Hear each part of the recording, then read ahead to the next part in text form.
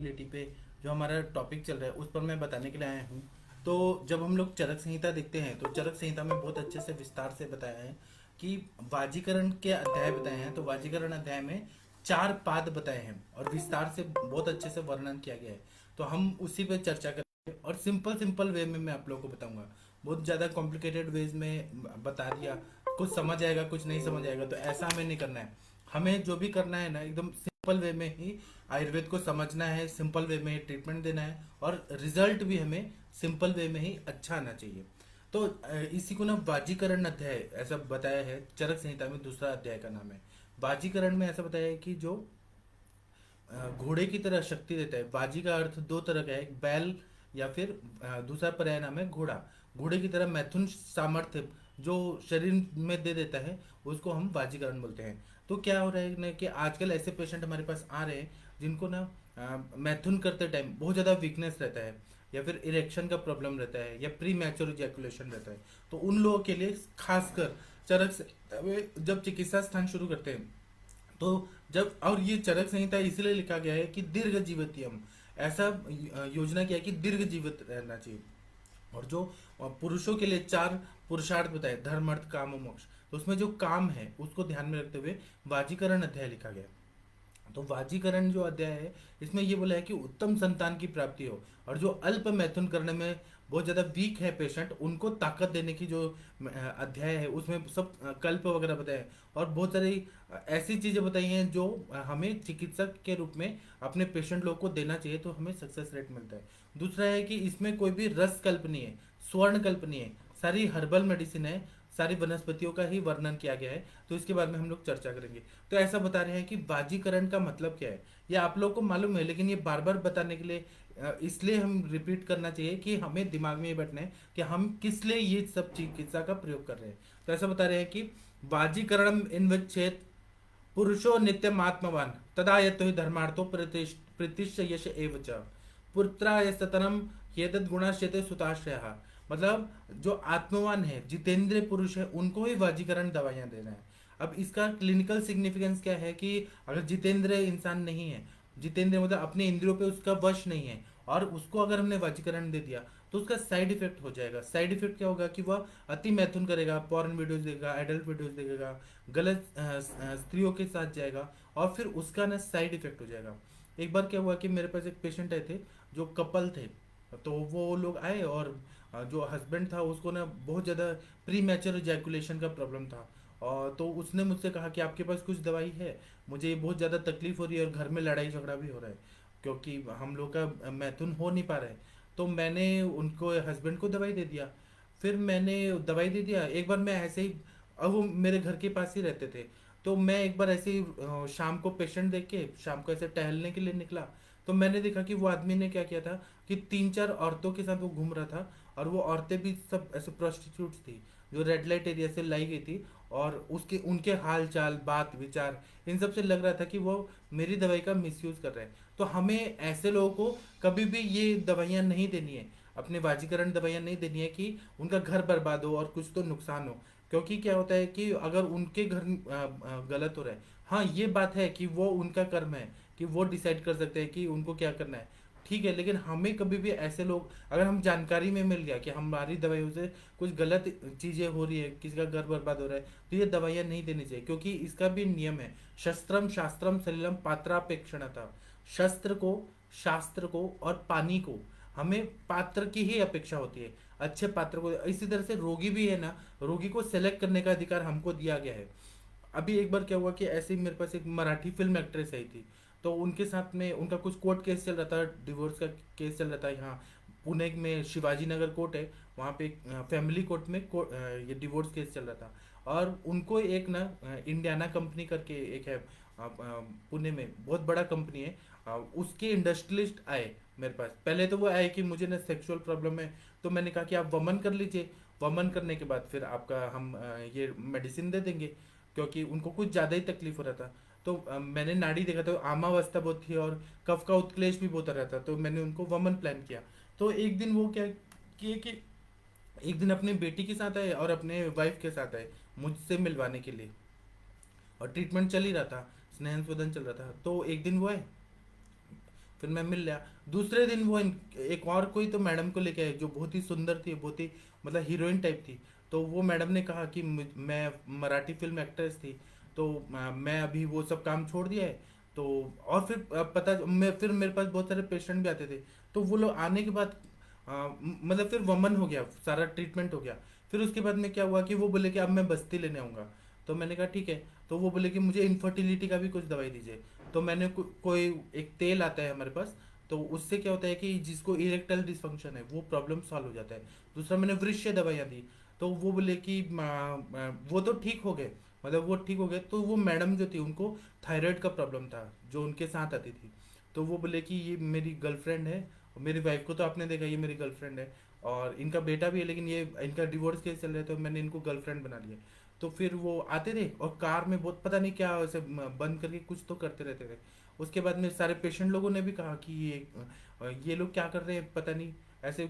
अब लोग जो है वो बात तो करेंगे, पेशेंट है। उसके बाद में वो मैंने वो जो तेल दिया था वो 15 ml का दिया था।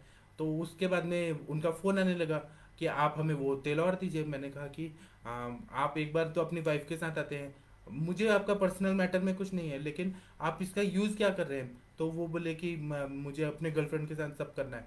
तो मैंने कहा कि मैं नहीं दे सकता। उन्होंने ओपनली कहा, तो मैंने भी ओपनली कहा कि मैं नहीं दे सकता ये चीज़। हम चिकित्सक हैं, हम चिकित्सा करने के लिए कर रहे हैं, अय्याशी कराने के लिए हम तो नहीं दे सकते। तो फिर वो जो मैडम थी उनकी गर्लफ्रेंड, वो मुझे फ़ोन पे धमकाने लगी कि आप दे रहे हो कि नहीं दे रहे हो, हम आपको उठवा देंगे, ये कर देंगे, वो कर देंगे। बहुत सारा धमकिया है। तो मैं तो हूँ ही गुस्से वाला, मैंने कहा कि जो करना है करो, मैं नहीं दूंगा। तो ऐसे भी रहता है, मिसयूज नहीं होना चाहिए।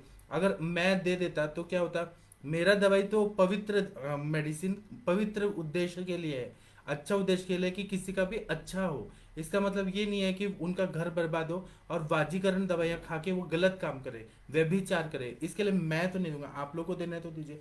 मैं ऐसे काम के लिए कभी भी ये चीज़ को प्रमोट नहीं कर सकता। तो इसीलिए बता रहे हैं कि जितेंद्रिय इंसान को, इतना बताने का मतलब यही है कि जितेंद्रिय इंसान को ही यह वाजीकरण दवाइयाँ देना चाहिए और योग्य सेवन होना चाहिए जिसको जरूरत है। और ऐसा बता रहे हैं कि इसका प्रयोग क्यों करना है, तो धर्म की प्राप्ति के लिए, अर्थ की प्राप्ति। धर्म कैसे होगा कि संतान परंपरा अच्छी हो जाएगी, संतान अच्छे होंगे तो वो कार्य अच्छे होंगे। फिर अर्थ प्राप्ति के लिए जितने संतान होंगे वो बिजनेस करेंगे, कोई भी काम करेंगे तो अर्थ प्राप्ति होगा। फिर उसके बाद में प्रीति होगा, घर में प्यार होगा, प्यार मोहब्बत होगा। अगर ये नहीं होता है, मतलब सेक्सुअली अगर वो सेटिस्फाइड नहीं होते तो झगड़े लड़ाई होते हैं, डिवोर्स तक बात चल जाती है।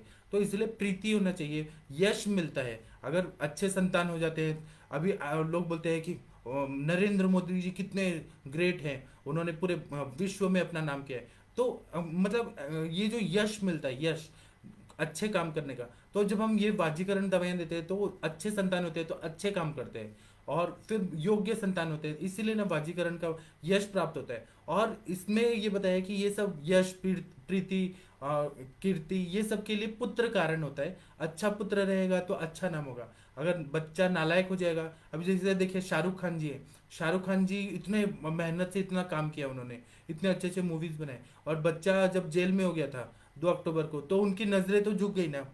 वो फंसा या फंसाया गया वो हमें उसमें अटर में नहीं, लेकिन जेल में रहा तो शाहरुख खान की इमेज तो डाउन हो गई, ब्रांड वैल्यू तो कम हो गया, उनका बिजनेस तो कम हो गया। ये होता है ना। तो पुत्र ही जो है, सुयोग्य संतान ही जो रहता है वो इस दुनिया में यश प्राप्त करके देता है, प्रीति करके देता है, प्रतिष्ठा प्राप्त करके देता है। नालायक बेटा होगा तो वो नुकसान कर देता है। उसमें ये नहीं देखते कि शाहरुख खान ने इतना अच्छे अच्छे मूवीज किया, इतना मेहनत किया, उसने स्ट्रगल किया, सब ये नहीं देखते। एक दाग लग गया कि आर्यन खान जेल में था, तो इसीलिए पुत्र का महत्व रहता है। तो इसीलिए अच्छा पुत्र हो, इसीलिए हम लोग वाजीकरण दवाइयों का प्रयोग कराते हैं। और वाजीकरण दवाइयाँ जो है यह अजितेंद्र पुरुष को नहीं देना चाहिए कि उसका मिसयूज करे और गलत काम करे, शारीरिक रूप से भी खुद को भी गंदा करे, समाज को भी गंदा करे। इसके लिए वाजीकरण दवाइयाँ नहीं देना है। इसके बाद में वाजीकरण में सबसे श्रेष्ठ क्या द्रव्य है, तो ऐसा बता रहे हैं कि वाजीकरण अग्रम च श्रेष्ठ क्षेत्रम स्त्रीणी या प्रहर्षणी। स्त्री जो है, स्त्री जो है वही सबसे श्रेष्ठ वाजीकरण है। कोई स्त्री का संपर्क होता है, स्त्री से बात करते हैं तो हार्मोन सिक्रेट होने लगते हैं, टेस्टोस्टेरोन एंड्रोजेंस वगैरह सिक्रेट होने लगते हैं। तो वही स्त्री ही जो है वही श्रेष्ठ वाजीकरण द्रव्य बताइए। और इन्होंने ऐसा बोला है कि मनोनुकूल स्त्री होना बहुत जरूरी है, जो जैसा पुरुष है, जैसा उसके मन की इच्छा है, वैसी ही स्त्री अगर मिल जाए तो फिर वह प्रीति उत्पन्न होता है। फिर मतलब जितना भी मैथुन सामर्थ्य है वह सब प्राप्त हो जाता है। स्त्रियों में ही सब मनोनुकूल शब्द रहते हैं, शब्द स्पर्श रूप रस गंध, ये सब स्त्रियों में ही रहते हैं, स्त्रियों के आश्रित रहते हैं। इसलिए वाजीकरण में श्रेष्ठ द्रव्य जो है वह स्त्री ही है। उसके बाद में ऐसा बताया कि जो संतानहीन होते हैं, जिनको और आप लोगों को पता नहीं, ऐसे बहुत सारे कपल्स आते हैं जिनको बच्चे ही नहीं हो रहे हैं, उनका बहुत सारी बीमारियां होता है या बीमारी नहीं भी होता है, लेकिन जो संतान नहीं होते हैं वो लोग बहुत ज़्यादा दुखी रहते हैं, डिप्रेशन में रहते हैं। और ये इनफर्टिलिटी का केसेस जो है ना बहुत ज़्यादा बढ़ रहा है। पहले तो होता था कि स्त्रियों को ब्लेम कर दिया जाता था, आजकल टेक्नोलॉजी आ गई है, पूरा साइंस आ गया है, तो पता चल रहा है कि सीमन एनालिसिस में पुरुषों को भी बहुत ज़्यादा ये प्रॉब्लम हो रही है कि अजोस्पर्मिया हो रहा है, ऑलिगोस्पर्मिया हो रहा है, मोटिलिटी कम है। उसके बाद में ग्रेड 1 2 3 इसमें कुछ प्रॉब्लम है। फिर उसका जो स्पर्म सेल का साइज है वह कम हो रहा है, तो पुरुषों का भी डिटेक्ट किया जा रहा है। और इसलिए इनफर्टिलिटी सेंटर जो है, आईवीएफ सेंटर, वो इतने सारे खुल गए हैं कि मार्केट है आज आज के ज़माने में। तो आयुर्वेद तो इसके लिए पहले से ही है कि आयुर्वेद अच्छा कर सकता है, लेकिन आयुर्वेदिक डॉक्टर्स को हमें सपोर्ट करना चाहिए कि ऐसे ऐसे इस तरह से आप बेसिक प्रिंसिपल ऑफ आयुर्वेदा उसको ध्यान में रखते हुए आप चिकित्सा करेंगे तो बहुत अच्छा फायदा होगा। और ऐसा बता रहे कि जो संतानहीन है पुरुष, उस वो कैसे है कि एक वृक्ष है जिसमें सूखा हुआ पेड़ है, और जिसका बहुत सारे बच्चे हैं, संतान है, तो वह हरा भरा पेड़ रहता है, फल फूल वाला जो पेड़ रहता है, उस तरह से बताया। नहीं तो एक और उपमा दी गई है कि जलाशय में पानी नहीं है, तो वो जलाशय में न पक्षी आते हैं न कुछ आते हैं, पानी सूखा हुआ है जलाशय का। उसी तरह से जिसके संतान नहीं है वह भी सूखा हुआ जलाशय की तरह ही है, और जिसमें पानी रहता है, अच्छा सुगंधित पानी रहता है, वहाँ पक्षी भी आते हैं और हरा भरा रहता है, वो वातावरण एकदम सुगंधित कर देता है। तो इसीलिए ना संतान युक्त होने का इन्होंने महत्व बताया। अब ये संतान अच्छा होने के लिए ही वाजीकरण द्रव्यों का प्रयोग किया गया है। तो जब हम वाजीकरण के द्रव्य देखते हैं ना, तो इसमें कुछ कुछ द्रव्य बताए हैं। मैं पूरा डिटेल में नहीं बताऊंगा, मैं इसमें ये बताऊंगा कि मेल इनफर्टिलिटी पे क्या क्या वनस्पतियां काम करती हैं। तो इसमें बता रहे हैं कि ईख होता है, शुगर केन का जो रूट होता है उसका अगर हम लोग काढ़ा बना के दे तो वो बहुत अच्छा काम करता है। फिर शतावरी बहुत अच्छा काम करता है, विदारी बहुत अच्छा काम करता है, कंटकारी बहुत अच्छा काम करता है।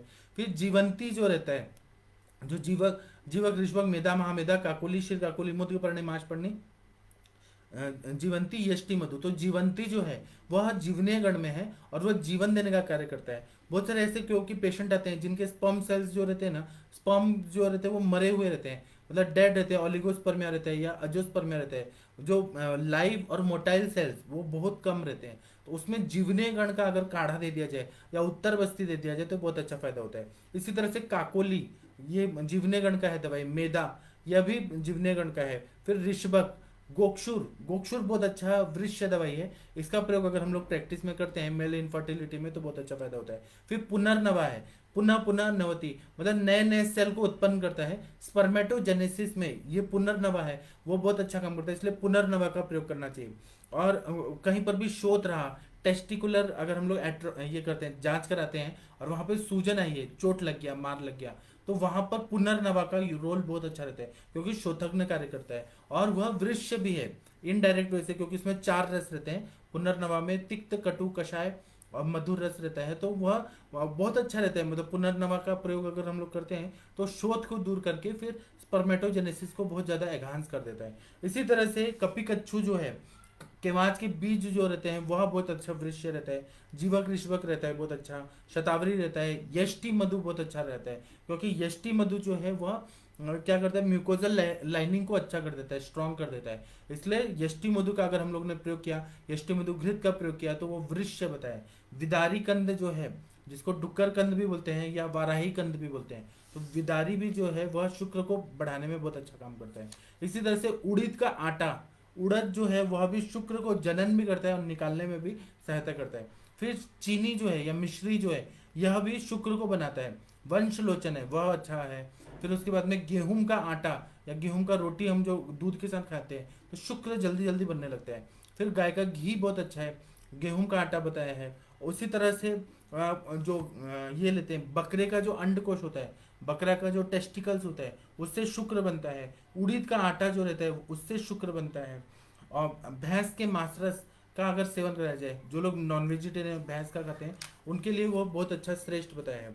और कभी भी बाजीकरण द्रव्य का प्रयोग अगर हम लोग कर रहे हैं तो चरक संहिता में ऐसा बता रहे हैं कि स्त्रोतसु च शुद्धेशो मले शरीरे वृषम यथाना मित्त मति काले, मतलब कभी भी शरीर को शुद्ध करके ही वाजीकरण द्रव्यों का प्रयोग करना चाहिए। अगर शरीर शुद्ध नहीं है, जैसे हमने वमन विरेचन बस्ती नस्य रक्त मोक्षण नहीं करा है और हम डायरेक्ट अगर हम दे रहे हैं और बहुत ज्यादा क्रॉनिक एजोस्पर्मिया ओलिगोस्पर्मिया है, स्त्रोतस अवरुद्ध है, आम का पचन नहीं हुआ है, तो फिर ना अच्छा रिजल्ट नहीं आएगा।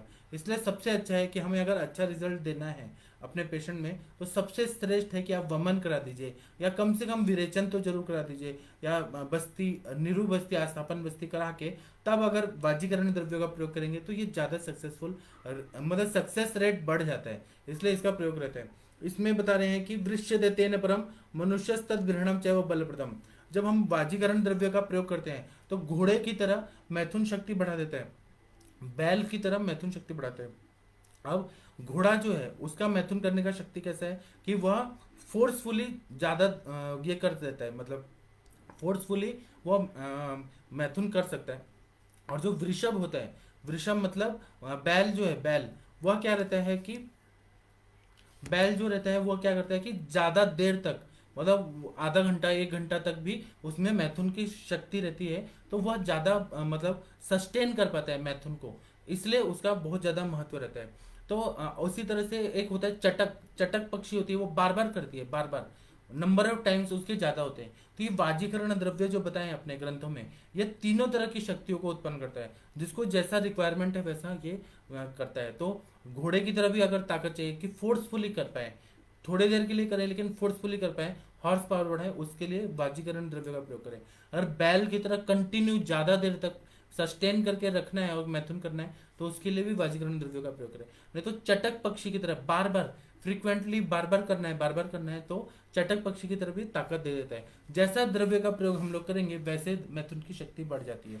और मैथुन की शक्ति बढ़ जाती है तो इसका मतलब ये नहीं है कि अति प्रमाण, अति सर्वत्र वर्जित, इसका ध्यान में रखना बहुत जरूरी है। इसी तरह से नया चावल जो रहता है, नया चावल जो रहता है और वो भी षष्ठिक शालिका, दूसरे चावल अभिसंधि होते हैं वह नहीं लेना है। जो 60 दिन में पकने वाला चावल होता है उसका खीर बना के अगर सेवन करें तो ये वृक्ष होता है और ये वाजीकर होता है। इसी तरह से जीवक, ऋष्वक, रिद्धि, काकोली, गोक्षुर, ये सब वृक्ष दवाइयाँ, शतावरी हो गया, विदारी कंद हो गया, फिर द्राक्षा हो गया, किशमिश हो गया, खजूर हो गया। खजूर का सेवन कराते हैं ना तो बहुत अच्छे से शुक्र वृद्धि हो जाता है, इसका बहुत ज्यादा महत्व रहता है। दूसरा मेरे पास एक तेल है, उसमें क्या क्या कंटेंट्स मैं कभी पढ़ाऊंगा योग में। तो जैसे कि इरेक्शन का प्रॉब्लम रहता है जिसको हम ध्वज भंग बोलते हैं, जो ये इसमें बताया योनि व्यापक चिकित्सा जो है चर्क चिकित्सा में तीसवा चैप्टर है, उसमें ध्वज भंग का बताया है कि इरेक्शन ही नहीं होता है और नपुंसकता आती है, क्लैब्यता आ जाता है। वो अति मैथुन के बढ़ने की वजह से या स्ट्रेस की वजह से, मानसिक कारण या शारीरिक कारण से ध्वज भंग हो जाता है। ऐसे में एक तेल आता है जो पहले के जमाने में बादशाह लोग यूज करते थे। तो वह तेल जो है वो ना 2 घंटे पहले पेनिस पे लगा देना है और मैथुन करने के पहले ठंडी हवा और ठंडा पानी नहीं लगना चाहिए। तो वह क्या करता है कि वहाँ के मसल्स जो है ना और उनको स्ट्रेंथ दे देता है। तो अगर किसी ने 3 बार भी किया ना तो वह वीकनेस नहीं आएगा, उसको स्ट्रेंथ आ जाएगा। यह केवल एंजॉयमेंट के लिए है।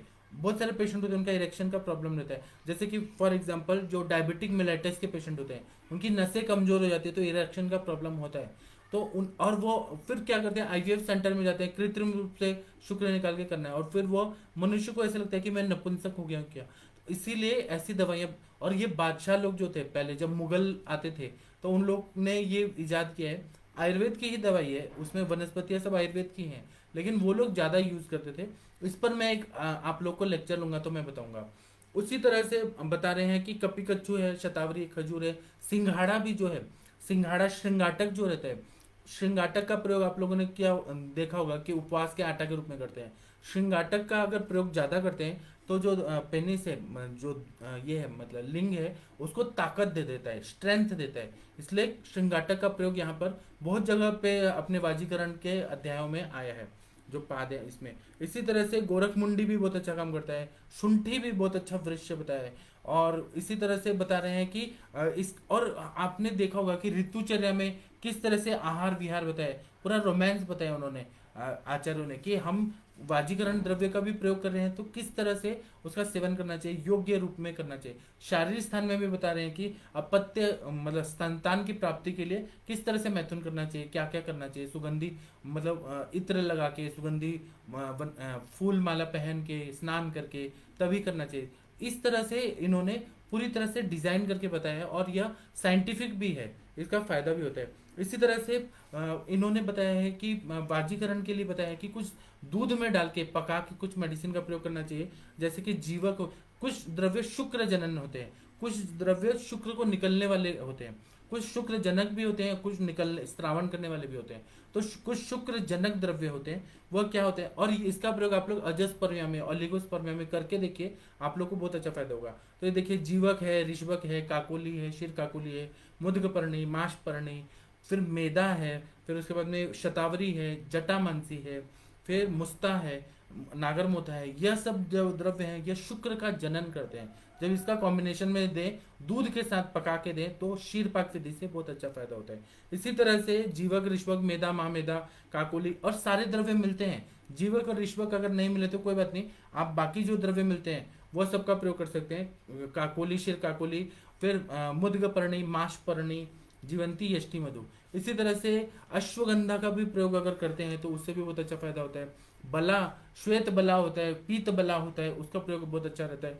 फिर ऋष्यगंधा, इसका बहुत अच्छा फायदा होता है। गोरक्ष, करकटी, कपिकच्चू का बीज, शतावरी, अश्वगंधा, शालीपर्णी, कृष्णपर्णी, अतिबला, इसका प्रयोग अगर हम लोग करें घृत में सिद्ध करके या फिर हम लोग दूध के साथ अगर सेवन करें तो बहुत अच्छा फायदा होता है। अभी मैं कुछ 5-6 द्रव्य बता रहा हूँ जिसका प्रयोग हम लोग क्यों करते हैं, साइंटिफिक रूप से द्रव्य गुण के हिसाब से मैं उसके बारे में बताऊंगा।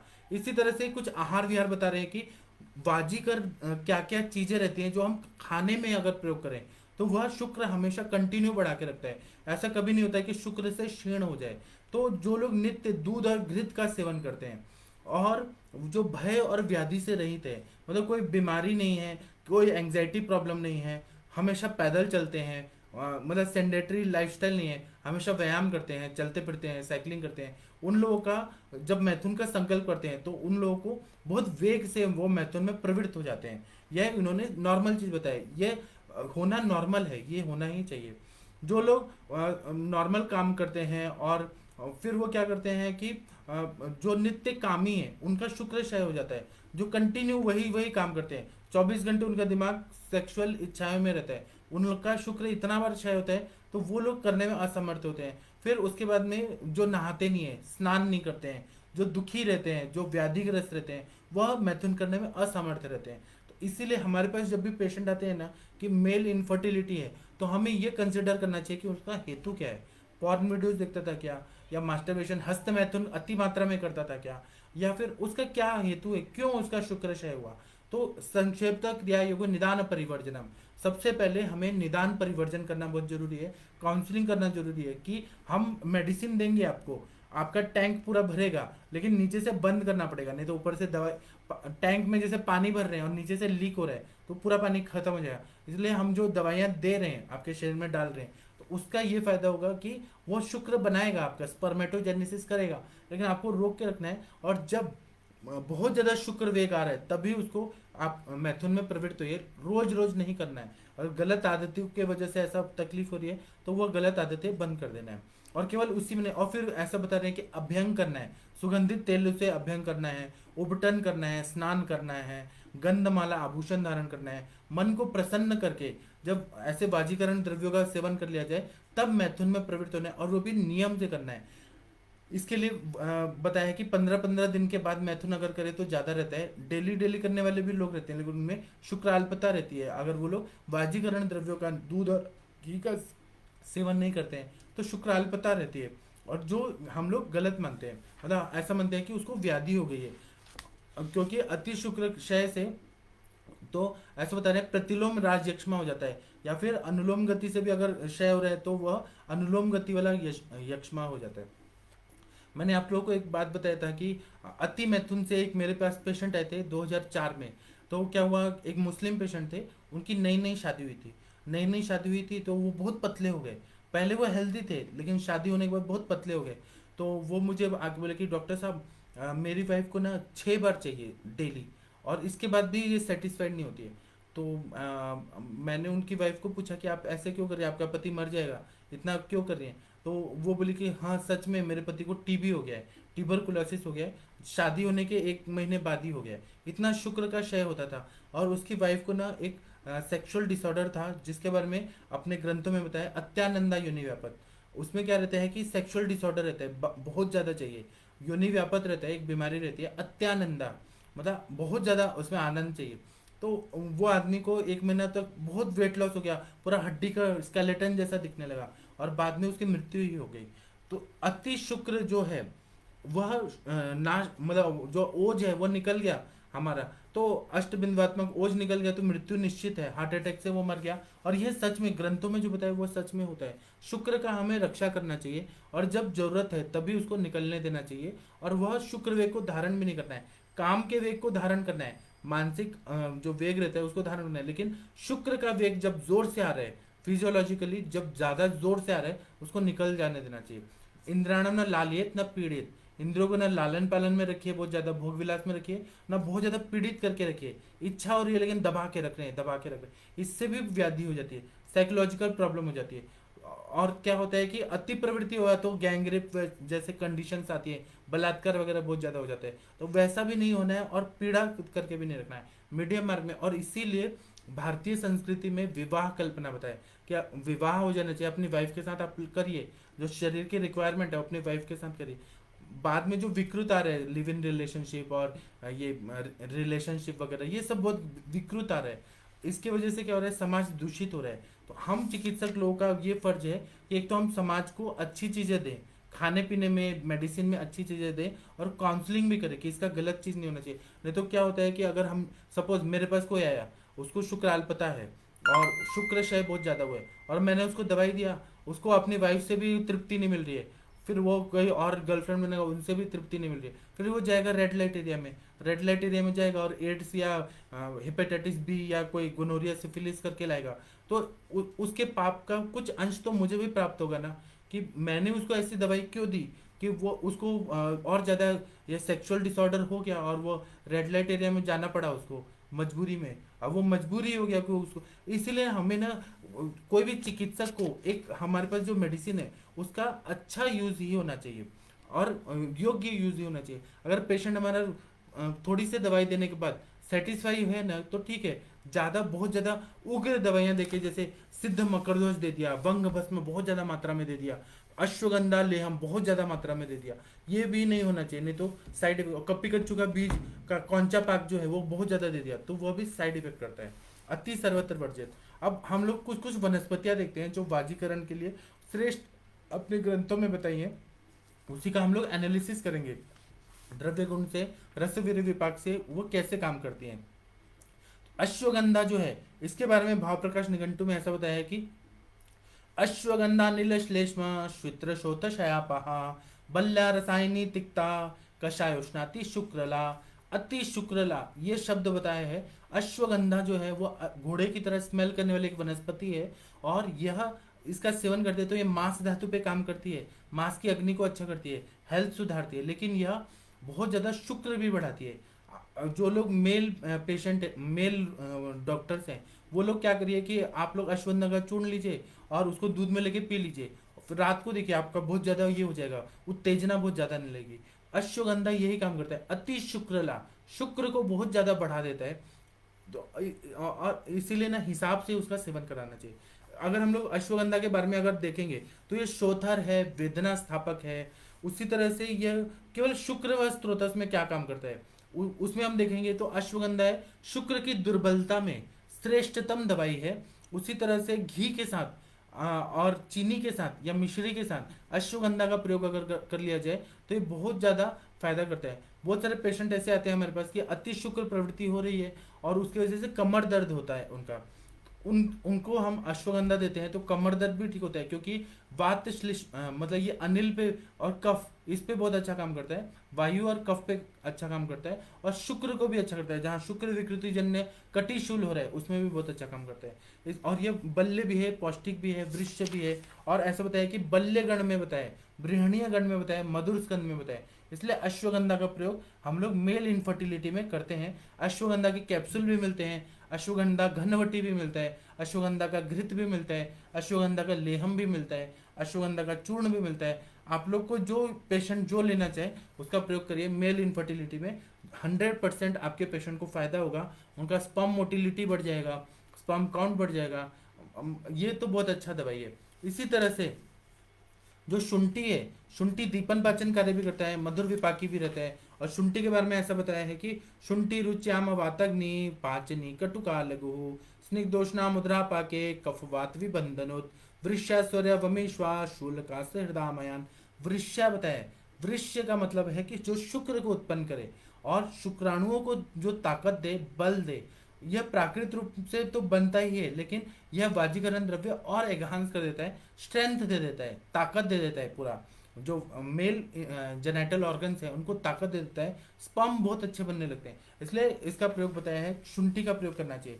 शुंठी जो है वो मधुर विपाक की वजह से पेट में जाके मीठा हो जाता है और वह जाके वृक्ष कार्य करता है, उत्तेजना भी देता है। उसी तरह से इसका प्रयोग जब हम लोग करते हैं ना तो शुक्र, अब के शुक्र बन रहा है तो शुक्र ना पच के शरीर में स्थित भी रहना चाहिए, नहीं तो बन रहा है निकल रहा है, बन रहा है निकल रहा है, ऐसा नहीं होना चाहिए। तो विकृत जो क्लेद वगैरह है उसका पाचन होके वो शुक्र स्थायी रूप से रहना भी चाहिए। इसलिए शुंठी का प्रयोग हम लोग अपने वृक्ष योगों में जरूर करते हैं। अगर हम केवल कपी कच्चू का बीज और मूसली ये सब दे देंगे, शुक्र बनेगा निकल जाएगा और वीकनेस आएगा। इसलिए शुंठी का प्रयोग करना चाहिए, मेडिसिन को भी बचाएगा और आमावस्था को भी बचाएगा, और शुक्र को विकृत क्लेद को निकाल कर शुक्र को स्थित रखता है, इसलिए इसका प्रयोग करते हैं। इसी तरह से कपी कच्चू है, कपी कच्चू के बारे में बताया है कि कपी कच्चू भृशम भृष्या मधुरा बृहणी गरुहु तिक्ता वात हरि बल्या कफ पितास्त्र नाशिनी। इसमें भी इन्होंने वृक्ष बताया कपी कच्चू को। कपी कच्चू अगर हम देखेंगे तो मधुर तिक्त रसात्मक रहता है, मधुर विपाकी रहता है, उष्ण वीर्यात्मक रहता है। और अगर हम लोग देखेंगे तो कपी कच्चू के बीज जो रहते हैं शुक्र दुर्बलता में, जिनको नपुंसकता आ गई है अति मैथुन की वजह से, क्लैब्यता आ गई है, उनको कोई लॉस ऑफ लिबिडो है, कुछ इच्छा ही नहीं होती है, उनको अगर कपी कच्चू का योग, जैसे कौंचा पाक आता है, कौंचा का घृत आता है, कौंचा का घनवटी आता है, बहुत सारे वानरी कल्प आते हैं, वानरी गुट्टिका आती है जिसमें कपी कच्चू बहुत ज़्यादा रहता है। उसका प्रयोग अगर हम लोग करें सिद्ध करके तो बहुत अच्छा फायदा होता है। इसी तरह से बता रहे हैं कि कपी कच्चू ना क्लैब्यता में तो 100% फायदा करता है, अतिशय वाजीकर है, मतलब शुक्र को बढ़ा के घोड़े की तरह मैथुन का सामर्थ्य बना देता है। और दूसरा, कपी कच्चू को अगर सेवन कराते हैं शुक्र विरेककृत, मतलब अच्छे से निकालने में भी बहुत, अगर ऑब्स्ट्रक्टिव कोई पैथोलॉजी है और शुक्र नहीं निकल पा रहा है, जैसे कि शुक्राश्मरी वगैरह हो गया, उसमें कपी कच्चू का शीर पाक अगर दे दिया जाए शुक्र अच्छे से निकलने लगता है। इसलिए मेल इनफर्टिलिटी में इसका प्रयोग करना चाहिए और 100% रिजल्ट भी आता है। मैं आप लोग को सिंपल सिंपल चीज़ें बता रहा हूँ। मैं आप लोग को और भी बताऊंगा कि नारदीय लक्ष्मी विलास, अगले लेक्चर में बताऊंगा नारदीय लक्ष्मी विलास का रस का किस तरह से युक्तिपूर्वक प्रयोग करें जहाँ पे इरेक्शन का प्रॉब्लम है। उसी तरह से सिद्ध मकर ध्वज का कैसे प्रयोग करें, अलग अलग जो हमारे रस कल्प है, स्वर्ण कल्प है, उसका भी मैं बताऊंगा। आज मैं जो बता रहा हूँ वो सारे हर्बल मेडिसिन बता रहा हूँ, इनका प्रयोग हम लोग करते हैं, आप लोग भी करते हैं, बहुत अच्छा रिजल्ट आता है। इसी तरह से हम लोग देखेंगे तो कपी कच्चू हो गया, विदारी हो गया। अब मेरे को कुछ कुछ और भी चीज़ें बतानी है जो मैं आप लोग के लिए ही पूरा, हाँ, सफ़ेद मूसली, सफ़ेद मूसली जो रहता है वो भी शुक्र बढ़ाता है। मूसली के बारे में क्या बताया अपने ग्रंथों में, तो ऐसा बता रहे हैं कि मूसली जो रहता है यह अतिशय शुक्र वृद्धि कर रहता है, शुक्र की वृद्धि करता है, वृक्ष रहता है, रसायन कार्य भी करता है, पूरे बॉडी का मतलब पूरे बॉडी को ताकत भी दे देता है। इसलिए मूसली का प्रयोग करते हैं तो बहुत अच्छा फायदा होता है।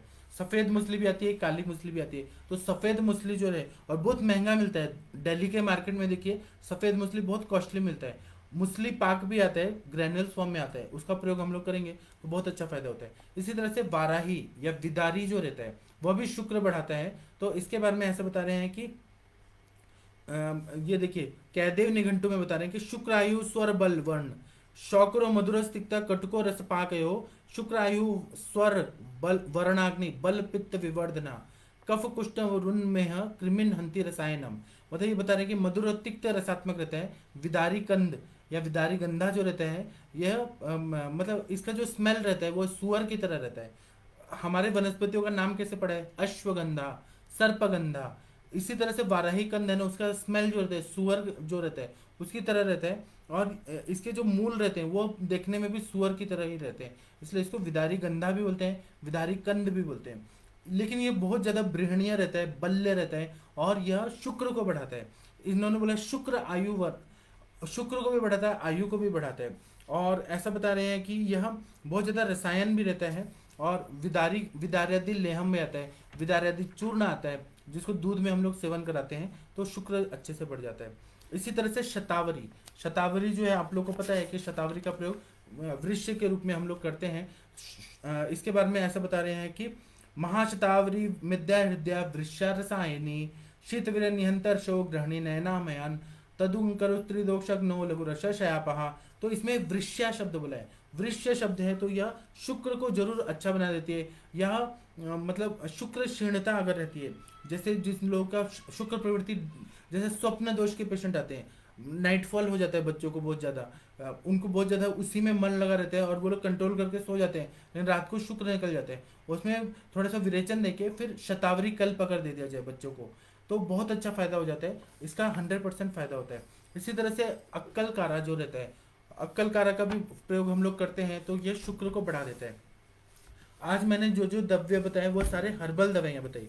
अगले लेक्चर में मैं कुछ रसकल्प बताऊंगा जिसका युक्तिपूर्वक प्रयोग करेंगे मात्रा के हिसाब से, तो उसका प्रयोग बहुत अच्छा होता है। और फिर मैं स्वर्ण कल्पों का भी बहुत ज़्यादा आप लोगों को अच्छे से वर्णन करने वाला हूँ। अगले संडे संडे को हम लोग ये मेल इनफर्टिलिटी पे कर रहे हैं, जो और सिंपल सिंपल जो भी मैंने बताया सब आप लोगों को पता ही है, कोई भी ऐसा नहीं है कि आप लोगों को पता नहीं है।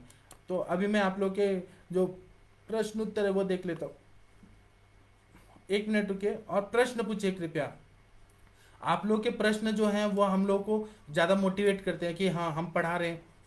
आप लोग के जो डिफिकल्टी है आपके प्रैक्टिस में, और यहाँ पर जो स्त्री वैद्य हैं वो भी घबराइए मत, शर्माइए मत। मेल इनफर्टिलिटी बहुत कॉमन प्रॉब्लम है, आप किसी का घर बसा रही हैं तो मतलब आप स्त्री वैद्य हैं ठीक है, लेकिन शर्माइए मत। ये जो चिकित्सा करना है आपको करना ही करना है। आपके वजह से आप पुण्य का काम कर रहे हैं, किसी का जिंदगी बचा रहे हैं, किसी का प्रॉब्लम सॉल्व कर रहे हैं, तो आप लोग ना इसके बारे में सीरियस होके इस पे इलाज करिए। डॉक्टर गुरुदेव सिंह जी नमस्ते प्रणाम आपको। डॉक्टर रमन गर्ग जी नमस्ते प्रणाम आपको। डॉक्टर तबरेज अली जी नमस्ते प्रणाम आपको। डॉक्टर प्रियंका राजपूत जी नमस्ते प्रणाम आपको। आप लोग प्रश्न पूछिए, आप लोग के कोई भी प्रश्न हो सकते हैं तो आप लोग प्रश्न पूछ सकते हैं। हमारा जो भी है ये स्टडी का फोरम है, स्टडी का प्लेटफॉर्म है, मैं आप लोग को जरूर आंसर देने का कोशिश करूंगा। डॉक्टर विजय पाल जी नमस्ते प्रणाम आपको। डॉक्टर चौधरी जी नमस्ते प्रणाम आपको। डॉक्टर बलविंदर सिंह जी नमस्ते प्रणाम आपको। डॉक्टर त्यागी जी, चिराग त्यागी जी नमस्ते प्रणाम आपको। डॉक्टर अश्विनी कुमार त्रिवेदी जी बोल रहे हैं कि ईडी का ट्रीटमेंट, तो मैं अभी इतना जो रामायण बता रहा था कि विदारी कंद दीजिए, ये कॉपी कच्चू दीजिए, ये सब ईडी का ही है। हमें केवल पेनिस में इरेक्शन का ही हो जाए, इरेक्टाइल डिस्फंक्शन को फंक्शनल कर दे, यही नहीं करना है, हमें तो अंदर से ताकत देना है। इसलिए ये वृक्ष दवाइयाँ, वाजीकरण द्रव्यों का प्रयोग करना चाहिए। पहले शोधन करा दीजिए अश्विनी कुमार जी, पहले शरीर का शुद्धि कराइए, स्नेहन स्वेदन करके आप वमन कराइए, विरेचन कराइए, या फिर केवल विरेचन करा के फिर उसके बाद कोष्ठ शुद्धि होने के बाद वृक्ष दवाइयों का प्रयोग करिए।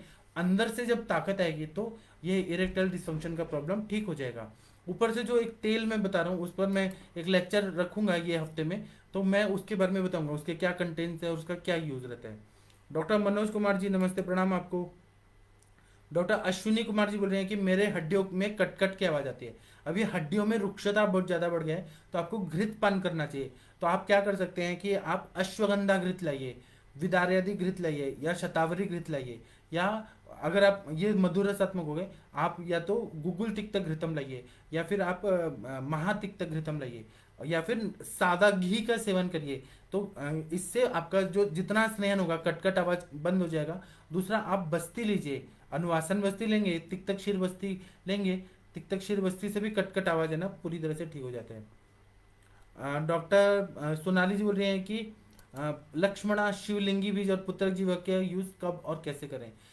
ये सारे मेल इनफर्टिलिटी पे ही रहते हैं। लक्ष्मणा वनस्पति भी रहती है, शिवलिंगी बीज भी रहता है, पुत्रक जीवक भी रहता है। ये सभी का प्रयोग हम लोग मेल इनफर्टिलिटी में ही करते हैं। कैसे करें, आप इसका अगर चूर्ण मिलता है तो एक एक चम्मच सुबह शाम दूध के साथ करें। और कब करना है तो रसायन काल में अगर करेंगे तो वो शरीर में ज़्यादा टिकेगा। अगर रात को करेंगे दूध के साथ अगर करेंगे तो सुबह तक वो निकल जाएगा, मतलब शरीर में जाएगा, शुक्र बढ़ाएगा, निकल जाएगा रात को सोते सोते।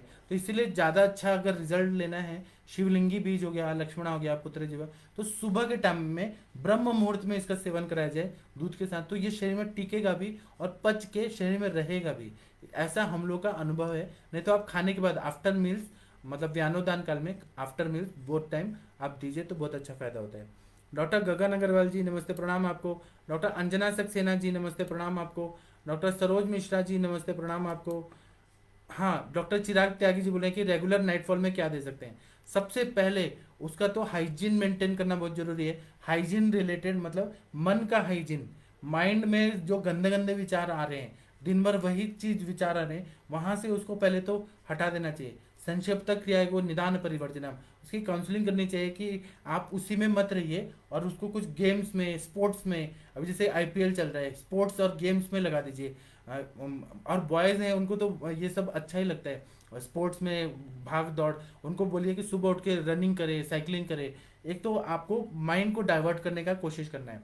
सभी को अध्यात्म में लगा देंगे और सबको बोलेंगे भगवत गीता और रामायण पढ़ो, तो नहीं पढ़ेंगे आज के ज़माने के हिसाब से। और जो ये जो एक्सपोजर हो रहा है मोबाइल से, उससे नाइटफॉल बहुत ज़्यादा हो जा रहा है। रात को नींद ही नहीं आती है, अगर वो देखते हैं तभी नींद आती है, दिमाग शांत होता है। तो एक तो ये आदत को हटाना चाहिए। दूसरा, नाइटफॉल हो रहा है ना, तो सबसे पहले विरेचन करा दीजिए। आपके पास अभ्यादि मोदक होगा, त्रिवित लेहम होगा, त्रिफला चूर्ण होगा, सोनामुखी चूर्ण होगा। इस तरह से आप ना कुछ तो ऐसा कर दीजिए कि उसका कोष्ठ शुद्धि हो जाए। अपान का जो है ना, अपान वायु वहां पे रुक के, और ये विकृत रूप से नाइटफॉल बहुत ज्यादा करता है। बहुत ज्यादा नसों पे ताकत ये प्रेशर पड़ता है और नाइटफॉल डेली डेली होता है, क्योंकि मन में गंदे विचार रहते हैं। तो इसीलिए अपान की दृष्टि, मल मूत्र की शुद्धि हो जानी चाहिए सारे स्त्रोतस की। उसके बाद में फिर वृक्ष दवाइयाँ दीजिए, और ज़्यादा स्ट्रांग दवाइयाँ मत दीजिए। मैं नाइटफॉल वाले पेशेंट के लिए मैं यही बोलूँगा, एक कप्पी कच्चू का बीज का चूर्ण दे दीजिए और बोलिए ड्राई फ्रूट खाओ, और बाकी एक्सरसाइज करो। मतलब जिम में जाओ, एक्सरसाइज करो। इस तरफ से उसका ध्यान भटका देना है, ताकि उसका जो वायु जो है वो वहां पर न रह के वो पूरी जगह डाइवर्ट हो। नहीं तो एक ही जगह पे प्रेशर पड़ेगा तो दिन रात उसको नाइटफॉल ही होगा। और नाइटफॉल एक बार अगर हो जाता है तो पूरा दिन खराब जाता है। ये आप लोगों के अनुभव में आया होगा। तो ऐसा लगता है कि इतना फोर्सफुली क्यों निकल गया। इसलिए सुबह उठाना, दिनचर्या का पालन कराना, ये सब करेंगे तो बहुत अच्छा फायदा हो जाता है। डॉक्टर अनुरिता जी नमस्ते प्रणाम आपको। डॉक्टर अनीश चौहान जी नमस्ते प्रणाम आपको। डॉक्टर रविशंकर जी नमस्ते प्रणाम आपको। डॉक्टर अभिषेक मिश्रा जी बोल रहे हैं कि अजोस्पर्मिया की कौन सी अवस्था साध्य है और क्या लाइन ऑफ ट्रीटमेंट रहना चाहिए। अजोस्पर्मिया की हर अवस्था ज़्यादातर साध्य ही रहती है। हम लोग ज़्यादातर उत्तर बस्ती देते हैं, जीवनीय गण के द्रव्यों का क्वाथ देते हैं, जो एकदम असाध्य रहते हैं, जिसमें इंजरी हो गया है, वेरिकोसील हो गया है, मतलब पूरा वो स्पर्मेटिक कॉर्ड पूरा ऐसे हो गया, चोकअप हो गया, स्पाइरल शेप हो गया, तो वहां पर तो नहीं हो सकता है। जहाँ पर स्त्रोतस खुले हैं वहीं पर ये चिकित्सा हो सकती है। तो अगर कोई मतलब वेरिकोसिल नहीं हुआ, हाइड्रोसिल नहीं हुआ है, उसमें हम चिकित्सा देते हैं तो साध्यावस्था रहती है। और अजोस्पर्मिया की चिकित्सा मैंने बता दिया, मेरा पूरा लेक्चर सुनिए, उसमें मैंने अजोस्पर्मिया, ओलिगोस्पर्मिया, इसकी ही दवाइयाँ बताई हैं। तो आप पूरा सुन लीजिए, फिर आपको समझ आ जाएगा। डॉक्टर सौमेंद्र जी नमस्ते प्रणाम आपको। डॉक्टर सुहासिनी जी नमस्ते प्रणाम आपको। इसमें शतानंद कुमार बोल रहे हैं कि नॉन ऑब्स्ट्रक्टिव एंजियोस्पर्मिया ट्रीटमेंट। सर मैं इतने देर से यही चीज़ बोल रहा था, मैं बोलते बोलते मेरा मुंह दुखने लगा। यही चीज़ है जो मैंने बताया है, यही सारे वृक्ष वाजीकरण द्रव्यों का प्रयोग करते हैं तो नॉन ऑब्स्ट्रक्टिव एंजियोस्पर्मिया में फायदा हो जाता है। डॉक्टर वरुण शाह जी बोल रहे हैं इरेक्टाइल डिसफंक्शन की दवा बताइए। मैंने इंटरनली जो दवाइयाँ हैं, वृक्ष दवाइयाँ बता दी। जो तेल है उसका मैं एक लेक्चर लूंगा तो मैं आप लोग को बता दूंगा। डॉक्टर रमेश गौतम जी नमस्ते प्रणाम आपको। डॉक्टर मनोज कुमार जी नमस्ते प्रणाम आपको। डॉक्टर सोनाली जी नमस्ते प्रणाम आपको। डॉक्टर देव पारिक जी नमस्ते प्रणाम आपको। हाँ, इसमें बोल रहे हैं विन्यासा जी बोल रहे हैं कि लो मोटेलिटी, आयुर्वेद ऐसा कुछ ऐसा स्पेसिफिक नहीं बताता है कि स्पर्म काउंट बढ़ाने के लिए ये दीजिए, फिर उसके बाद में मोटिलिटी के लिए ये दीजिए, फिर ऐसा कोई स्पेसिफिक नहीं है, सारे वृक्ष द्रव्य जो हैं वो मोटिलिटी भी अच्छा करते हैं, लाइव स्पर्म सेल्स बनाते हैं और काउंट भी बढ़ाते हैं और सेक्सुअली भी बहुत ताकतवर करते हैं सारे द्रव्यों का प्रयोग। अब ये है कि युक्ति पूर्वक कौन सा मेडिसिन किसको सूट होता है। दुष्यम देशम कालम प्रकृति अनलम वयः, कोई एक फिक्स फॉर्मूला नहीं है कि आपने एक गोली दे दिया और हो गया। हमें दुष्य देखना है, देश देखना है, काल देखना है, फिर प्रकृति देखना है, उस हिसाब से मेडिसिन का सिलेक्शन करना है। और आप लोग श्रेष्ठ चिकित्सक हैं, आप लोग को पता है कि अग्नि को देखना पड़ता है, आमावस्था देखना पड़ता है, मल मूत्र अच्छे से निकल रहा है कि नहीं देख रहा है, व्याधि अवस्था है कि नहीं, उस हिसाब से लो मोटिलिटी पे आप चिकित्सा करेंगे, आपको जरूर फायदा होगा। डॉक्टर अनुरिता जी बोल रही हैं कि डायबिटिक लिपिडो और शुक्र क्षीणता में ट्रीटमेंट। मैं यही सब बता रहा हूँ, इसमें कुछ एक ही चीज को घुमा घुमा के मत पूछिए, वही चीज मैं बता रहा हूँ। डायबिटिक लिबिडो जो रहता है तो वसंत कुसुमा का रस दीजिए, उसके बाद में सिद्ध मकरध्वज दीजिए, वंग भस्म दीजिए, त्रिवंग भस्म दीजिए, पुष्प धनवा रस दीजिए। यह शुक्र क्षीणता में भी काम करता है और डायबिटिक लिबिडो में भी बहुत अच्छा काम करता है। कामिनी विद्रावण रस है, मनमथ रस है, फिर उसके बाद में रसेंद्र काम चूड़ामणि रस है। बहुत सारी दवाइयां हैं जो शुक्र को अच्छा कर देती हैं।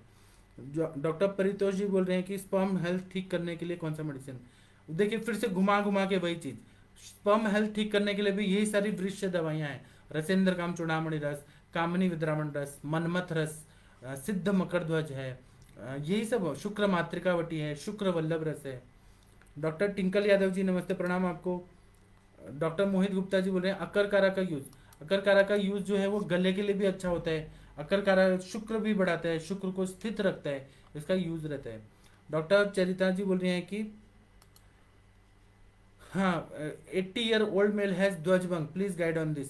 अब 80 साल के वृद्ध अवस्था है तो उनको बोलिए कि वो पूजा पाठ में लगे, ये ध्वजभंग है 80 साल की उम्र में। तो बोला है कि वृक्ष दवाइयां देनी ही नहीं चाहिए, मतलब वृद्धों को नहीं देना है, बच्चों को नहीं देना है, उनको बोलिए पूजा पाठ में वो कंसंट्रेट करें और अपना धर्म अर्थ काम मोक्ष, मोक्ष पे ज्यादा ध्यान दें। ये जो है ना वृक्ष वाजीकरण, इस पे ना दें। और अगर आपको देना है तो कपी कच्चू का प्रयोग करिए, शतावरी का प्रयोग करिए, अश्वगंधा का करिए, मुसली का करिए, ये सब का प्रयोग करिए तो बहुत अच्छा फायदा हो जाता है। डॉक्टर सचिन चौहान जी बोल रहे हैं कि 0% शुक्र मोटिलिटी भी अनमोटाइल है तो क्या करूं, हिस्ट्री में ग्रहणी है, उससे ट्रीटमेंट क्या है। अब 0% क्या लिए। सचिन चौहान जी पहले आप उनका कोष्ठ शुद्धि कराइए, वमन कराइए, विरेचन कराइए, फिर जीवनीय गण का द्रव्य जो है वह उसका प्रयोग करिए। शुक्र जनन गण है, शुक्र शोधन गण है, उन सब का प्रयोग करिए। और शुक्र जो निकल रहे, कुछ ना कुछ तो पानी निकलता है। तो पिछला लेक्चर में मैंने बताया था कि वात की वजह से शुक्र कैसा आ रहा है, पित्त के वजह से कैसा आ रहा है, कफ की वजह से कैसा आता है, पुति पुए के कैसा आ रहा है, फिर अलग अलग बताया मल मूत्र गंधी कैसा आता है। जो अष्ट शुक्र विकार है उसमें से है क्या कोई, यह शुक्र का आप चेक करिए। उसके बाद में सुश्रुत संहिता में जो दूसरा चैप्टर है शारीरिक स्थान में, उसमें हर तरह के शुक्र के जो दोष हैं उस हिसाब से चिकित्सा बताइए, वह आप करेंगे तो जरूर आपको फायदा हो जाएगा। आपको स्त्रोतस को शुद्ध करना है, स्त्रोतस शुद्ध हो गया फिर शुक्र को बढ़ाने वाला चिकित्सा करेंगे तो मोटिलिटी भी अच्छा होगा और परसेंटेज भी बढ़ जाएगा। डॉक्टर गगन अग्रवाल जी बोल रहे हैं कि ईडी का पेशेंट है, अविपत्तिकर चूर्ण देने का यूज करना चाहिए। जी आपका बात सही है, उसमें कोष्ठ शुद्धि होगा, पित्त का शमन होगा। और ईडी का जो ट्रीटमेंट है उसके लिए आपको वृक्ष और वाजीकरण द्रव्य का ही प्रयोग करना पड़ेगा। डॉक्टर मनीष जी बोल रहे हैं नमस्कार आप। अब ये बात है ना कि अभी आपके पास जो वृक्ष दवाइयां मिल रही हैं मार्केट में वो क्या उतने प्योरिटी की हैं, उतने मतलब उसको गाइडलाइंस को फॉलो करके बनाया गया है कि नहीं बनाया गया है। बहुत बार ऐसा हुआ कि कंपनी में कामिनी विद्रावण रस का प्रयोग किया, एक एक साल प्रयोग किया लेकिन कुछ भी जीरो रिजल्ट, कुछ फायदा नहीं होता है। तो आपका मेडिसिन का क्वालिटी कैसा है, जो बनाने वाले हैं उन्होंने वो चीज़ डाला है कि नहीं डाला है, उस पर डिपेंड करता है। डॉक्टर सुहासिनी जी बोल रहे हैं लिक्विफिकेशन टाइम ज़्यादा लग रहा है तो क्या देना चाहिए। इसमें भी वृक्ष दवाइयाँ ही रहती हैं, वंग भस्म दीजिए, त्रिवंग भस्म दीजिए, स्वर्ण माक्षिक भस्म दीजिए तो बहुत अच्छा। और लिक्विफिकेशन टाइम ज़्यादा है तो आप पहले शोधन करा दीजिए ना, विरेचन करा देंगे तो बहुत अच्छा फायदा होगा। कभी कभी ना वृक्ष बस्तियाँ देनी पड़ती है, मतलब नॉर्मल गुद मार्ग से भी देनी पड़ती है, कभी कभी उत्तर बस्ती भी देना पड़ता है। बहुत सारे जो अजोस्पर्मिया के पेशेंट है जिनका शुक्र जीरो था उनको जीवने गण का काढ़ा बनाया मैंने, और जीवने गण का काढ़ा को दूध में पकाया, शीरपाक बनाया और 5 ml लिया मैंने, सिरिंज में लिया, और मैं कभी दिखाऊंगा आप लोगों को। और फिर मैंने इन्फेंट फीडिंग ट्यूब लगा के कैथेटर लगा के और वो मैंने इंसर्ट कर दिया पेनिस को 45 डिग्रीज में डाल के, और फिर मैंने उत्तर बस्ती दिया। उससे फिर स्पर्म काउंट अच्छा हो गया। एक तो स्त्रोतस भी खुल जाता है उत्तर बस्ती से, ऊपर से वो क्या है वृश्य रहता है। तो इस तरह से उत्तर बस्ती का प्रयोग करना चाहिए। डॉक्टर शिवंश साहू जी बोले pre mature ejaculation. Pre mature ejaculation अगर हो रहा है तो पहले तो अति शुक्र का जो हेतु है, शुक्र निकलने का हेतु है, वो बंद करना चाहिए। उनको गेम्स में लगा देना चाहिए। मन जो है वो पहले ये होना चाहिए, स्ट्रांग होना चाहिए। अगर मन कमजोर है तो वो प्री मैच्योर इजैकुलेशन जरूर होगा उसको। तो इसलिए मन को स्ट्रांग करने के लिए उसको फिजिकल वर्क में लगा दीजिए, जिम में जाए, फिर उसके बाद में बॉक्सिंग करे, क्रिकेट खेले, माइंड को डाइवर्ट करना है। जब वो सब हो जाएगा उसके बाद में वृक्ष दवाएं दीजिए, और कम भी मात्रा में दीजिए। ऐसा बहुत ज्यादा आपको स्ट्रांग स्ट्रांग सिद्ध मकरध्वज जैसी दवाइयाँ या शुक्र वल्लभ रस जैसे देने की जरूरत नहीं है। सिंपल कपी कच्चू का बीज दे दीजिए, शतावरी चूर्ण दे दीजिए, उससे भी प्री मैच्योर इजैकुलेशन ठीक होता है। और हमारे सर का एक फॉर्मूला है जो वृक्ष योग बताते हैं, तो उसमें शुंठी है, शतावरी है, मुसली है, अश्वगंधा है, फिर गोक्षुर है, यह सब जो रहता है वृक्ष योग हर पेशेंट को देना चाहिए, तो बहुत अच्छा फायदा होगा। डॉक्टर अनुप्रीता जी बोल रही हैं कि वमन विरेचन बस्ती कब दे मेल इनफर्टिलिटी। शुरुआत में ही दीजिए ना, आपको स्त्रोतस को शुद्ध करके ही ट्रीटमेंट देना चाहिए। जब आप उनको किसी को मेल इनफर्टिलिटी के पेशेंट आ रहे हैं तो उनको बोलिए कि 3 से 6 महीने आपको हमारे पास टाइम देना पड़ेगा। तो पहले वमन कराइए, फिर विरेचन कराइए और बस्ती दीजिए, उसके बाद ही वृक्ष दवाइयाँ देंगे तो ज़्यादा अच्छा फायदा होता है। अगर क्रॉनिक इनफर्टिलिटी है तो, अगर नया नया है, नया नया शादी हुआ है, तो नॉर्मल वृक्ष दवाइयों से भी फायदा हो जाता है। डॉक्टर प्रदीप जी नमस्ते, प्रणाम आपको। डॉक्टर परितोष बर्मन जी बोल रहे हैं कि 1 मिनट, ये बोल रहे हैं कि सीमन क्वालिटी इंप्रूव, ऐसा कोई फॉर्मूला नहीं है, वृक्ष दवाइयाँ ही जो मैं बता रहा हूँ वही। डॉक्टर सदानंद कुमार जी बोल रहे हैं ग्रोथ रेस्ट्रिक्टेड स्पर्मेटिड। हाँ, तो इसमें क्या करना है, जो ग्रोथ रेस्ट्रिक्टेड जो रहता है इसमें शुक्र शोधन करने वाली द्रव्य जो देना है। जो शारीरिक स्थान में आप दूसरा चैप्टर है उसमें इसमें बताया कि वात से दुष्ट जो शुक्र रहता है, पित्त से दुष्ट शुक्र रहता है, कफ से दुष्ट शुक्र रहता है, उसमें ग्रोथ रेस्ट्रिक्टेड रहता है स्पर्मेटेड लेवल। तो उसमें हमें अष्ट शुक्र दोष की चिकित्सा करनी है, और फिर शुक्र जनन, शुक्र शोधन, ये सारे द्रव्य देने, वृक्ष वाजीकरण द्रव्य देने हैं, तो फायदा हो जाता है। ये बोल रहे हैं पंकज जी बोल रहे हैं सिद्ध मकरध्वज की मात्रा, ये तो क्या करते हैं कि पेशेंट टू पेशेंट डिपेंड करता है। तब भी एक एक रत्ती की जो गोलियां आती है वो दिया जाता है तो फायदा हो जाता है। नहीं तो हम लोग क्या करते हैं कि एक सिद्ध मकरध्वज की गोली लेते हैं और जो चीनी होता है या मिश्री होता है उसमें घोट के उसकी 60 पुड़िया बनाते हैं, और एक एक पुड़ी रोज सुबह शाम खाने को देना है। इससे भी बहुत अच्छा फायदा होता है। अति वृक्ष और वाजीकरण द्रव्य मत दीजिए पेशेंट को, क्योंकि नहीं तो क्या होगा कि अति शुक्र निकलेगा तो अच्छा होने के बदले एडवर्स इफेक्ट हो जाएगा। डॉक्टर परितोष जी बोल रहे हैं हाइड्रोसिल इफेक्ट्स स्पर्मेटोजेनेसिस, इसमें हाइड्रोसिल की चिकित्सा करिए आप, पहले हाइड्रोसिल की चिकित्सा करिए और उसके बाद में फिर शुक्र बढ़ाने वाली द्रव्य दीजिए। वहां पे जो स्त्रोतस का अवरोध है या शुक्र का जो तकलीफ हो रहा है, जो सॉरी हाइड्रोसिल हो गया है, जहां पर टेस्टिकल्स के आसपास जब पानी जमा हुआ है तो पहले वो पानी निकालने का कोशिश करिए ना। वो पूरा पानी, या तो आपको ये करना पड़ेगा, सर्जरी करना पड़ेगा, या जो अलग अलग प्रोसीजर सर्जन के पास भेज के वो चिकित्सा करके उसके बाद में शुक्र जनन द्रव्य दीजिए, वृक्ष दवाइयाँ दीजिए, तो फायदा हो जाएगा। डॉक्टर अशोक मित्तल जी नमस्ते, प्रणाम आपको। डॉक्टर सुनील पुंडे जी बोल रहे हैं कि कितने कितने दिन में उत्तर बस्ती देना है। तो हम लोग 5 दिन करते हैं, कभी 1 महीना करते हैं उत्तर बस्ती। हमारे सर तो बताते हैं कि उत्तर बस्ती से ज्यादा वृक्ष योग का ही प्रयोग करने से फायदा हो जाता है। उत्तर बस्ती हम लोग हर पेशेंट को नहीं देते हैं, कोई भी पेशेंट है इनफर्टिलिटी का सबको पकड़ो और उत्तर बस्ती दो, ऐसा नहीं करते हैं। पहले हम वमन विरेचन, बस्ती शोधन ये कराते हैं और नॉर्मल दवाइयों से ठीक करते हैं। जो बहुत चैलेंजिंग केसेस रहते हैं, जो अजोस्पर्मिया के पेशेंट रहते हैं और जिनमें सारी दवाइयाँ फेल हो रही हैं, उनमें हम उत्तर बस्ती करते हैं। और वहाँ वृषण पे थोड़ा सा रक्त मोक्षण के लिए जलौका भी लगा दिया जाए तो अशुद्ध रक्त निकलते हैं, तो अजोस्पर्मिया में फायदा होता है। डॉक्टर अभिषेक मिश्रा जी बोल रहे हैं कि patient with second grade varicocele suggested for surgery, how can we manage. इसके लिए सर्जरी ही करना पड़ेगा, इसका कोई आयुर्वेदिक इलाज नहीं है। सेकंड ग्रेड वेरिकोसिल है तो आपको सर्जरी ही कराना पड़ेगा। डॉक्टर विजय जी बोल रहे हैं प्रणाम। डॉक्टर रमन जी बोल रहे हैं कि समाशा का टाइम हो गया, हाँ जी हो गया। डॉक्टर शिवदत्त पटेल जी बोल रहे हैं PME, line of treatment of PME pre mature ejaculation बता दिया मैंने। डॉक्टर कुसुम पांडे जी नमस्ते, प्रणाम आपको। डॉक्टर परितोष जी बोले thyroid medicine can hamper sexual life, वो भी करता है। और जो इसका कोलेस्ट्रॉल का दवाई रहता है वह भी बहुत ज़्यादा हैम्पर करता है। मतलब मेल इनफर्टिलिटी का कारण ऐसा पाया गया कि जो कोलेस्ट्रॉल की दवाइयाँ दी जाती हैं, एलोपैथी की दवाइयाँ, उससे भी मेल इनफर्टिलिटी बहुत ज़्यादा बढ़ जाता है।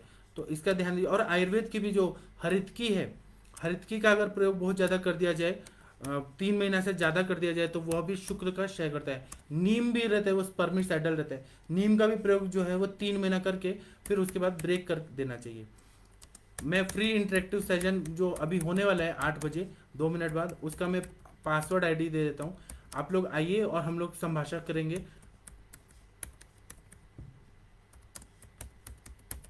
देखिए मैंने पासवर्ड आईडी दे रहा हूँ, आप लोग सभी लोग आ जाइए, क्योंकि आप लोग का उपस्थिति अनिवार्य है वहाँ पे।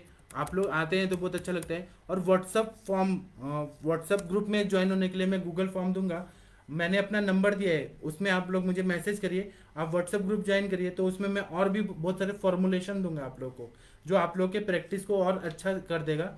फॉर्मुलेशन का भी प्रयोग करिए, और संप्राप्ति हेतु तो बनाइए ही आप, देखिए वो, लेकिन फॉर्मुलेशन का भी प्रयोग करेंगे तो प्रैक्टिस को बढ़ाना है। तो अभी का मैं लेक्चर समाप्त करता हूँ, हम 5 मिनट में मैं आ जाता हूँ, आप इंटरेक्टिव सेशन में ज्वाइन कर लीजिए। प्रणाम सभी को।